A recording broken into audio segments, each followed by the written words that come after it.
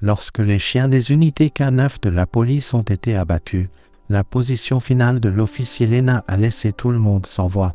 Un tireur d'élite, ciblant l'unité K9 de la police un par un, a transformé la ville en un jeu mortel du chat et de la souris. Avec son chien loyal, Blaise, à ses côtés, Lena fait face à une confrontation à couper le souffle contre un tueur vengeur qui ne reculera devant rien pour se venger. Mais alors que le piège se resserre, Lena doit décider si sauver Blaise signifie sacrifier tout ce pourquoi elle s'est battue. Le coup de feu a retenti dans la nuit, fendant l'air immobile comme un coup de tonnerre. Blaise, son pelage hérissé, les oreilles en alerte, a soudainement été retiré de son pas régulier. Les doigts de l'officier Lena Donovan ont serré fort la laisse, un réflexe, son pouls battant dans sa gorge. Devant, la silhouette de Max, son partenaire, son camarade soldat dans l'unité, K9 s'est effondré dans la rue. Une simple ligne de sang pourpre se formant autour de lui, le corps de Max a tressailli une fois, puis est resté immobile. Lena n'a pas parlé. Elle n'en avait pas besoin, le grognement grave de Blais a résonné dans ses os. Ils étaient déjà en mouvement avant que l'écho du coup de feu ne se soit éteint. Une main a claqué sur sa radio, mais le son statique lui a répondu en sifflant. Max, Max, le cri frénétique a crépité. Mais l'esprit de Lena a refusé d'enregistrer les mots. Max était déjà parti. Max avait été abattu sans avertissement, sans aucune chance de se défendre. Ses bottes ont claqué contre le béton alors qu'elle sprintait, mais les rues n'offraient aucune réponse, seulement l'odeur froide et humide de la dégradation urbaine. Blaise était devant elle, le nez bas, ses puissantes jambes avalant la distance. Il pouvait le sentir aussi. Il n'y avait pas de poursuite, pas de mouvement à tracer. Celui qui avait fait ça était parti. Max, murmura Lena, secouant la tête, comment était-ce arrivé? Elle s'est forcée à se concentrer sur la tâche à accomplir, trouver le tireur, trouver les preuves. Ses yeux ont scruté les toits, les ruelles, tout ce qui pourrait donner un indice. Mais il n'y avait rien, rien pour expliquer la mort soudaine d'un partenaire de confiance. La tension, ce bord tranchant et crépitant d'incertitude, s'accrochait à elle comme une seconde peau. Elle n'avait rien entendu, pas de pas, pas de bruissement de mouvement. Juste ce coup de feu, ce tir parfait. Le silence s'est imposé, épais et suffocant. La police est arrivée quelques minutes plus tard et la scène de crime était envahie d'officiers, d'équipes de criminalistique et d'enquêteurs. Il n'a pas fallu longtemps pour que les spéculations commencent. Lena se tenait au périmètre, les mains sur les hanches, le visage tendu. L'officier Thompson, un nouveau visage parmi les vétérans de l'unité K9, s'est approché d'elle avec prudence. « Lena, une idée de qui ferait ça ?» demanda-t-il, la voix à peine plus forte qu'un murmure. « À la moindre idée, murmura-t-elle, les yeux scrutant toujours les toits vides. Mais quelqu'un est là, et il sait exactement ce qu'il fait. » Son estomac s'est tordu. Celui qui avait tué Max savait comment effacer ses traces, ne rien laisser derrière lui. Pas d'empreinte digitale, pas de douille, rien.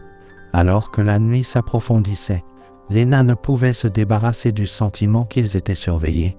Le lendemain matin, un brouillard froid est arrivé de l'eau, se déposant sur la ville comme une couverture. C'était comme d'habitude pour le reste du monde. Mais Lena sentait le poids de la tragédie peser contre sa poitrine. Max n'était pas seulement un partenaire, il était de la famille. L'équipe pleurait, mais elle ne s'arrêterait pas. Elle ne pouvait pas. Blaise était plus calme que d'habitude alors qu'il marchait vers la voiture de patrouille. Son pelage lisse et brillant dans la faible lumière, le chien était toujours vif, toujours conscient. Il n'était pas seulement le partenaire de Lena, il était son protecteur, et aujourd'hui, cela semblait plus lourd que jamais. Alors qu'il se dirigeait vers le quartier général de l'unité K9, le téléphone de Lena a vibré. Un message du chef, un autre. Regs, la même chose. Son souffle s'est coupé. La crainte qu'elle avait évitée était maintenant en train de s'installer. Celui qui avait abattu Max ne s'était pas arrêté. Et maintenant, Regs, un autre berger allemand, était tombé. Elle a claqué la portière de la voiture, mais le bruit semblait faible par rapport au poids du moment. Un autre chien, un autre héros tombé, plus tard ce jour-là. Lena et Blais étaient de retour dans les rues, cette fois à la recherche de toute trace, de tout indice qui pourrait les mener au tireur. La ville semblait plus calme que d'habitude, comme si elle aussi retenait son souffle. Les rues étaient glissantes à cause de la pluie qui était tombée dans la matinée, et l'air sentait l'asphalte mouillé, les bruits de la circulation lointaine. Les klaxons et les voix étouffées rompaient à peine la tension dans la poitrine de Lena. Elle jeta un coup d'œil à Blaise, qui scrutait la zone avec sa précision habituelle, ses pattes tapant rythmiquement sur le béton. Les yeux perçants du chien passaient d'une ombre à l'autre, toujours en alerte, toujours en attente. Puis, comme si le monde attendait avec eux, le téléphone vibra à nouveau. Les yeux de Lena s'écarquillèrent en lisant le nouveau message. Greggs n'était pas le dernier. Je ne fais que commencer. Sa main se resserra autour du téléphone. Un frisson, plus sombre que l'air froid d'automne, la parcourut. Celui qui avait fait ça n'en voulait pas seulement au chien, il envoyait un message. Et ce message était clair, que les K9 sont les prochains. Des heures plus tard, Lena était assise à son bureau, Blaise allongé à côté d'elle, la tête reposant sur ses pattes. Elle remarquait à peine le temps qui passait. Elle était perdue dans ses pensées, rassemblant des fragments des dernières années. Les meurtres, la précision, la nature méthodique, ce n'était pas aléatoire. Quelqu'un avait attendu. Quelqu'un savait exactement comment frapper et disparaître sans laisser de traces. Puis le nom est apparu, sans y être invité. Laok Tane, une vieille affaire, un buste de drogue raté. Son frère, Eli, était là ce soir-là, pris dans le feu croisé, blâmé pour la tragédie qui a suivi. Eli Tane avait disparu après l'incident. Mais le souvenir de son visage, le feu dans ses yeux, les promesses de vengeance étaient restées avec Lena, enfouies sous des années d'enquête. Eli Tane aurait-il pu survivre? Ce tireur d'élite pourrait-il être lui? Aurait-il pu devenir la chose qu'il détestait le plus? Un éclair de mouvement à l'extérieur de la fenêtre a attiré son attention. Elle n'avait même pas besoin de regarder. Blais était déjà sur ses pieds, grognant bas. Lena s'est levée, sa main allant instinctivement à son arme. Le monde semblait se rétrécir autour d'elle, le bourdonnement de la ville à l'extérieur s'est estompé, et tout ce qui restait était le poids de la question qui planait au-dessus d'eux. Qui était ce tueur, et que voulait-il? Elle s'est avancée vers la porte, le cœur ferme, les yeux perçants. Quelque part là-bas, Eli Tane, ou qui qu'il soit devenu, regardait. La nuit s'est étirée, longue et lourde, comme si la ville elle-même retenait son souffle. L'odeur de la pluie était encore fraîche dans l'air, le parfum vif du béton humide se mélangeant aux lointaines fumées d'échappement des voitures qui passaient. Les bottes de Lena ont raclé le sol granuleux alors qu'elle se dirigeait vers la porte, sa main se resserrant autour du métal froid de son arme. Chaque mouvement semblait délibéré, bien que son esprit ait déjà anticipé la possibilité d'un danger. Elle était prête, mais le silence à l'extérieur la rongeait, tendant ses nerfs, rendant l'attente bien plus dangereuse que l'action. Le grognement grave de Blais a vibré à travers elle, un avertissement subtil, un rappel de la menace qui n'était plus une possibilité abstraite. Quoi qu'il attende à l'extérieur, ce n'était pas seulement quelqu'un qui chassait des chiens, ce n'était pas seulement un message, c'était quelque chose de plus grand, de plus calculé. Elle pouvait le sentir comme le froid dans ses os qui ne disparaîtrait pas. La faible lumière des lampadaires coupait à peine à travers les ombres à l'extérieur, projetant des formes allongées contre le verre. Mais il n'y avait rien là, aucun mouvement, aucun signe de celui qui avait regardé. Ou peut-être était-ce seulement qu'ils étaient devenus si bons à se cacher, si habiles à se fondre dans l'obscurité, que même les meilleurs yeux pouvaient les manquer. L'esprit de Lena a rejoué les événements des derniers jours comme un film qui sautait des images. Max et Rex tous les deux disparus. La nature méticuleuse de chaque frappe, et pourtant il n'y avait eu aucun son, aucun signe évident. Eli Tane, si c'était bien lui, avait toujours été un fantôme. Un murmure sur le vent. Son absence après la mort de Laok en disait long. Personne ne s'attendait à ce qu'il revienne comme ça. Elle a pressé sa paume contre la fenêtre, les yeux se rétrécissant en scrutant la rue en contrebas. Son esprit a passé au crible les possibilités, drone, caméra cachée, dispositif de suivi. Qu'avait appris Eli pendant ces années de silence? Qu'est-ce qu'il avait transformé en cette ombre? Ce vengeur sans pitié, elle pouvait presque sentir la pulsation de son obsession. La façon dont elle reliait tout à la mort de Laok, ce n'était pas suffisant pour lui de tuer. Non, il voulait briser toute la fondation de la loi qui avait déchiré sa vie.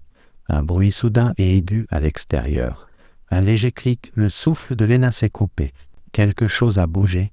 Une ombre trop subtile pour être repérée au début, puis là juste un scintillement au bord de la ruelle. Elle a expiré, stabilisant sa prise sur l'arme. Le corps de Blaise s'est tendu à côté d'elle. Ses narines se sont dilatées, ses sens exacerbés d'une manière que Lena avait appris à faire confiance plus que la sienne. Le chien était plus qu'un simple compagnon, il était son égal dans la bataille, son partenaire constant dans la chasse. Un autre bruit, plus proche maintenant, le doux grattement de quelque chose qui se traîne sur le béton. Lena n'a pas hésité, elle a reculé, l'arme à la main. Les oreilles de Blais ont pivoté, ses muscles se sont enroulés. Il attendait le signal. Le rythme cardiaque de Lena correspondait au rythme du silence autour d'eux. Elle pouvait presque goûter la tension épaisse comme de la fumée. Puis, un crépitement sur la radio. Sa main a jailli, saisissant le récepteur. « Lena, la voix de l'officier Thompson est arrivée, tendue et contrainte. Nous avons une situation. Quelqu'un vient d'essayer d'abattre un autre K9. C'est Reggs. La ligne s'est coupée. » Le pouls de Lena s'est accéléré, le poids de la nouvelle s'installant sur elle comme une ombre. Reggs. Ils étaient trop tard, ça se reproduisait. Elle n'a pas perdu de temps. Rendez-vous à la zone de rassemblement. Je suis en route. Elle n'a même pas entendu la porte se refermer derrière elle alors qu'elle s'élançait dans la nuit. Blaise la suivant de près. La ville semblait différente, maintenant vide. Comme si les rues elles-mêmes attendaient aussi. L'air était épais, lourd de la promesse de quelque chose de pire. L'odeur d'ozone persistait, fraîche de la pluie qui avait déjà commencé à revenir. La voiture a crissé en prenant le virage. Les pneus patinant contre l'asphalte lisse, les phares tranchant à travers la brume. Chaque centimètre du corps de Lena était concentré sur la route devant elle, les lampadaires vacillant clignotant au-dessus d'elle comme les images d'un cauchemar. Sa main a serré le volant assez fort pour laisser des marques. Elle pouvait sentir la présence de Blaise à côté d'elle, le rythme régulier de sa respiration. Son nez pressé contre la fenêtre. Ils étaient proches, mais Lena ne pouvait se débarrasser du sentiment qu'ils n'étaient pas seulement en poursuite, ils étaient chassés. Les lumières clignotantes des voitures de police sont apparues au loin, un tourbillon chaotique de bleu et de rouge. L'unité K9 était déjà là, leur maître se déplaçant avec l'urgence expérimentée d'une équipe qui connaissait les enjeux. Lena est sortie de la voiture, ses bottes heurtant le trottoir mouillé avec un bruit sourd décisif. La scène s'est déroulée devant elle comme un cauchemar devenu réalité. Le maître de Reggs se tenait près de l'ambulance, les yeux écarquillés d'incrédulité. Le corps de Reggs gisait à proximité, un tas de fourrure et de muscles qui avaient été déchirés. Le tireur d'élite avait frappé, à nouveau silencieux, efficace et sans pitié. « Bon sang !» murmura Lena. « Lena, nous avons besoin de vous !» appela Thompson, sa voix tendue de frustration. Mais elle n'a pas répondu. Son regard était déjà à l'horizon, scrutant les toits, les ruelles, partout. Quelque part là-bas, elle y regardait. La police savait qu'elle devait agir vite. Elle ne pouvait pas laisser Ellie s'échapper à nouveau. Mais à chaque tentative ratée, à chaque chien tombé, les murs se refermaient de plus en plus. Le danger n'était pas seulement dans les tirs du tireur d'élite, il était dans la compréhension que leur ennemi n'était plus un homme qui cherchait à se venger. C'était un homme qui était devenu quelque chose d'autre, un symbole de destruction, intraçable et implacable. Lena se tenait droite, repoussant la crainte croissante qui se tordait dans ses entrailles. Elle n'allait pas perdre Blaise, elle aussi, si elle pouvait l'empêcher.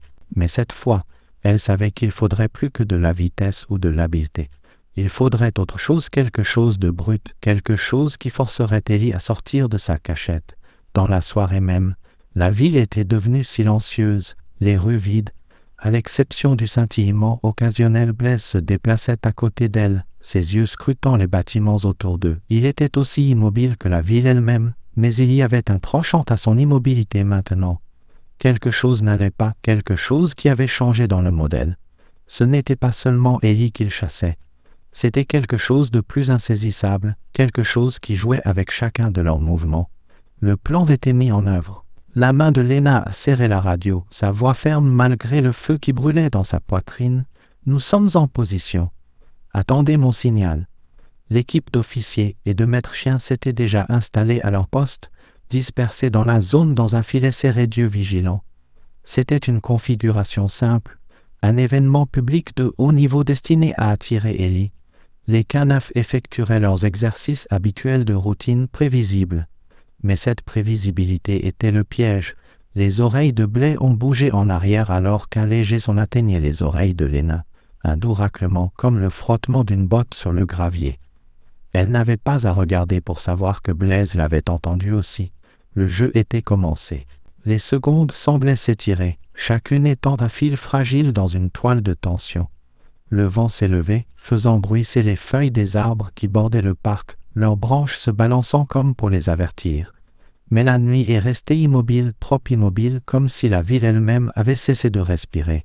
Un soudain éclair de lumière a percé l'obscurité. Un faisceau, coupant à travers le brouillard, a illuminé le bord d'un toit, et il était là juste une ombre, indistincte sur fond de ligne d'horizon de la ville. Le cœur de Léna a fait un bond. Elle n'avait pas besoin de voir son visage pour savoir que c'était lui, le tireur d'élite qui avait observé, attendant le bon moment. Sa présence planait sur eux comme une tempête, mais il était patient, trop patient. Et cette patience était ce qui le rendait dangereux. Maintenant, la voix de Léna était un murmure, à peine audible au-dessus du bruit statique de la radio. Blaise était déjà en mouvement. Il a bondi en avant avec la grâce d'un prédateur, les muscles se gonflant sous son pelage, les yeux fixés sur l'endroit où Ellie venait d'être. L'air autour d'eux semblait bourdonner, chargé de l'électricité de 1000 connexions invisibles. Mais alors un rebondissement inattendu. Le coup de feu a retenti, un seul craquement qui a fendu l'air. Blaise s'est jeté en avant, mais c'est Léna qui a bougé en premier. Elle n'a pas pensé, elle ne pouvait pas. Elle courait déjà, ses jambes pompant, son rythme cardiaque se synchronisant avec le rythme de ses pieds frappant le trottoir. Ellie avait tiré. Mais il n'avait pas touché Blaise. Il ne l'avait pas touché. Il visait la mauvaise cible. Elle a plongé. La balle a fendu l'air, la manquant de peu alors qu'elle se jetait sur le côté, son corps claquant contre le sol froid et impitoyable. Elle a à peine senti la douleur alors que son épaule entrait en contact avec l'asphalte, la force lui coupant le souffle. Mais Blaise n'a pas hésité. Son corps était un flou, une force de la nature, et en un battement de cœur, il était là bondissant dans les airs, les mâchoires claquantes avec férocité. Le regard du tireur d'Ellie a vacillé. La main de Léna a heurté le sol durement alors qu'elle se poussait sur ses pieds, luttant pour retrouver son équilibre. Sa respiration était saccadée, mais sa concentration était claire. Blaise avait atteint Ellie. Il était sur lui maintenant, ses dents s'enfonçant dans le tissu de la veste d'Ellie, ses pattes clouant l'homme sur le toit. Ellie a laissé échapper un cri étranglé, son fusil glissant de sa prise, mais ce n'était pas seulement le chien qui l'avait maîtrisé, c'était Léna aussi. Elle s'est relevée du sol, sa voix aiguë et impérieuse. « Lève-toi, Ellie !» Il n'y avait aucune lutte dans ses yeux, seulement un vide creux. L'homme qui avait autrefois été le frère de Laoctané n'était plus qu'un fantôme, un homme brisé dont la rage l'avait consumé jusqu'à ce qu'il ne reste plus que des cendres. Blaise a grogné bas, son corps raide et prêt, mais il n'a pas attaqué. Il a seulement maintenu Ellie en place, comme s'il attendait l'ordre de Léna. « Penses-tu que ça le ramènera ?» La voix de Léna a fendu l'air, mordante et directe. La colère était là, mais en dessous, il y avait autre chose, quelque chose de plus doux, une tristesse tranquille qu'elle ne pouvait pas cacher. « Penses-tu que nous tuer ramènera ton frère ? C'est fini, c'est terminé. » Les yeux d'Ellie ont vacillé, une brèche momentanée dans l'armure de sa résolution. Pour la première fois, son regard s'est adouci. Il ne restait plus de feu en lui, seulement des cendres. « Non » a-t-il murmuré, sa voix à peine un râle. Mais ça aurait dû. Le silence qui a suivi était assourdissant. Il ne restait rien d'autre que le lointain hurlement des sirènes et le lent goutte à goutte de la pluie qui commençait à tomber. Des semaines plus tard, l'unité K9 s'est réunie dans le calme du commissariat, leurs épaules lourdes du poids de ce qui s'était passé. Le monde avait continué, comme il l'a toujours fait, mais les cicatrices sont restées. Elles resteraient toujours. Léna était assise à l'avant de la pièce, Blaise à ses côtés, tous les deux là, tous les deux changés. Un doux cliquetis de métal a interrompu l'immobilité. Le chef s'est avancé, une médaille à la main, le visage marqué de respect. « Léna Donovan, Blaise, » a commencé le chef, sa voix claire. « Pour votre courage, pour votre sacrifice, nous vous honorons aujourd'hui. Vous n'êtes pas seulement des officiers, vous êtes le cœur de cette force. » Les applaudissements ont été lents au début, mais ils ont grandi, se construisant avec le poids du moment. Mais Léna ne l'a pas entendu. Elle n'a entendu que le doux raclement des griffes de Blaise contre le sol. Elle a senti la chaleur de son corps à côté d'elle, stable et vrai. Le lien entre eux avait été mis à l'épreuve d'une manière à laquelle aucun d'eux ne s'était attendu, mais il avait perduré.